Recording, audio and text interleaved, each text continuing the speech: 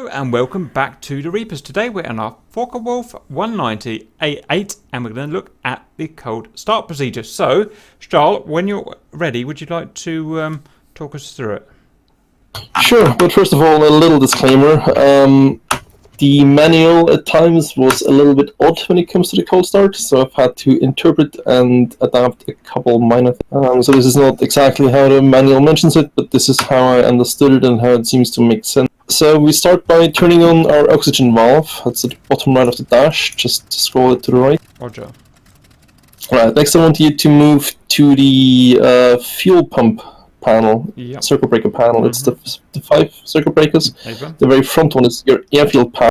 You want to turn that on and call up your ground crew for ground power. Roger, standby. So, air crew button or main menu, ground crew. Ground power, yeah. Ground electric power. So we don't have a battery on board then, I'm guessing. We do, but the problem is you can actually drain it if you overdo it.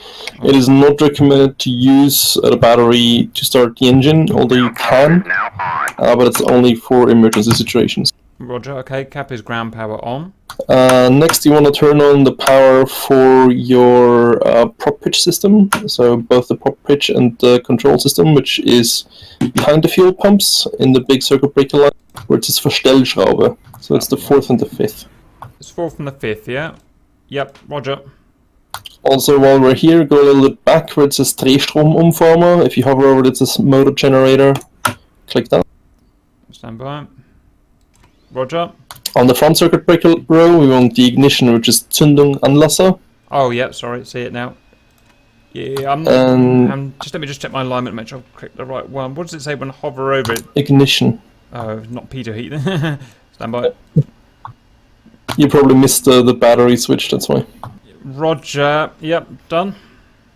Right, and also the generator, that's the second from the back. Yep, so that one's easy. Alright, now underneath the throttle, you have that little switch that says Automatischer Betrieb and Handbetrieb. You want to flick that backwards to Handbetrieb, so that sets your prop pitch from automated to manual. My bad. Okay, so Automatbetrieb, so Handbetrieb, roger. Underneath your compass, you know, you have this little clock-looking thing. That's your prop pitch. Yep. And on the throttle itself, you can actually click that. You have the little paddle that says...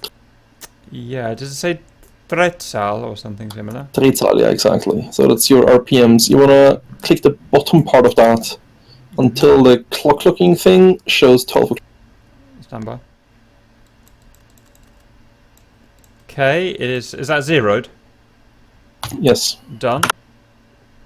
Next, you want to open up your fuel valves. That's the big red lever at the bottom left of the dash, all the way up. All the way to the up position. Confirmed. Next, we're going to turn on the fuel pumps we need. So that's definitely the front and the rear.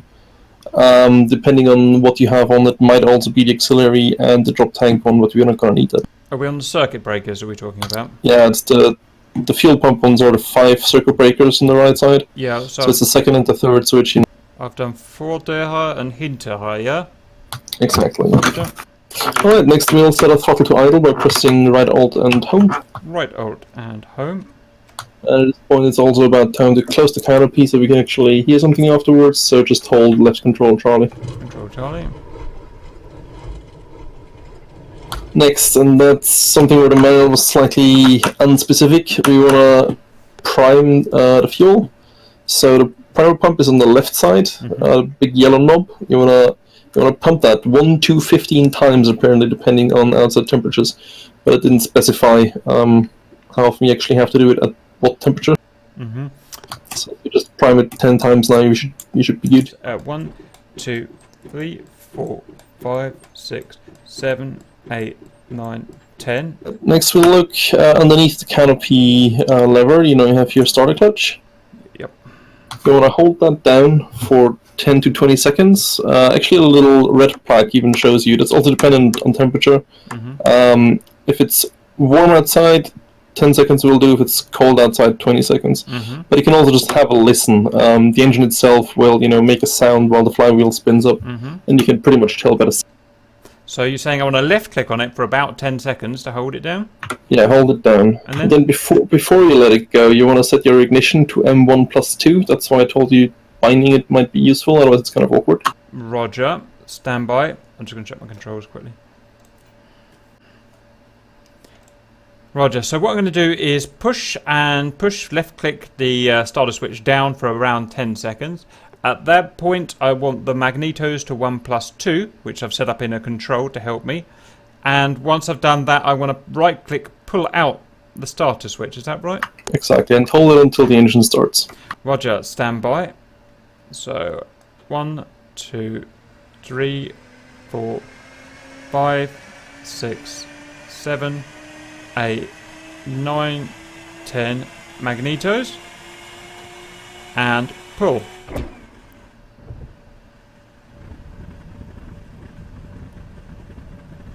I think I got it, Charles. I did, I got it, first time. Hey. Okay, very good. Alright, finally we can turn on our battery, so that's the very rear circuit breaker on the front circuit breaker panel. Zamla, yeah. And disconnect the ground power again. Disconnect ground power.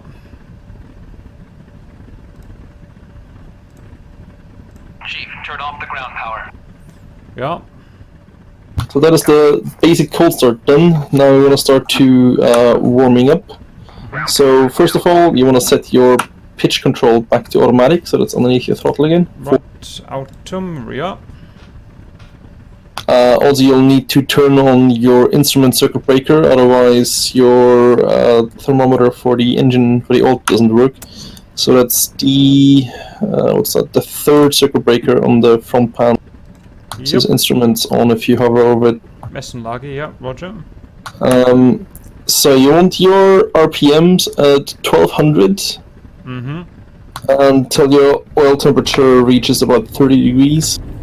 So you might want to hold brakes for that. Roger, let's see if it moves. I don't think it's going to move. Oil temperature is red, yeah? Yeah. Exactly, yeah. Oops, I'm going. Yeah, you need to hold the brakes for that. It's kind of annoying. Until what degrees did you say? I missed that bit. The manual's at 30 degrees, and you want to avoid, by the way, RPMs between 600 and 1100, because apparently that can cause vibrations inside of the engine, and that can damage the engine on the long. Interesting, okay. So you never want to stay in that 6 to 1100 RPM area if you can at all avoid it. Ava. Okay, Charles, I'm pretty much at 30 degrees now. What's the next step? And you increase to 14 to 1500 RPM to warm up further. Roger. Although the manual didn't actually specify how warm you have to be in the end, it's kind of weird. It did mention though that the oil pressure can jump really high between, I think, 40 to 45 degrees. Oil pressure is very high at the moment. I'm guessing that's because the oil is thick, cold and thick. Okay, my oil pressure just dropped.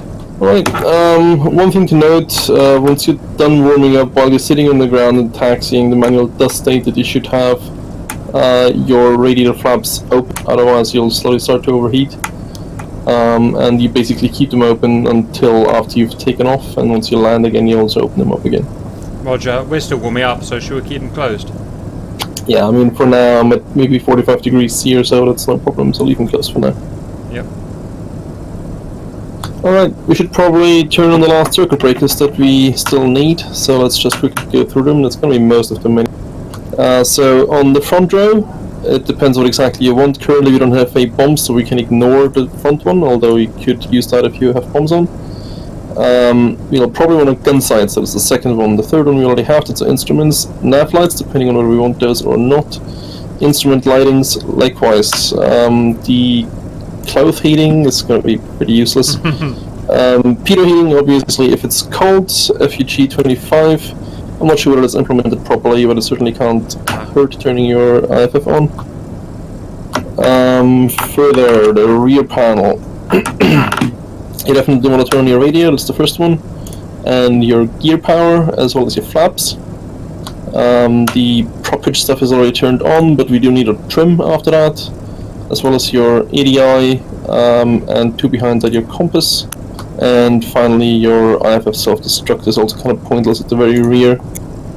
Don't forget the guns, Charles.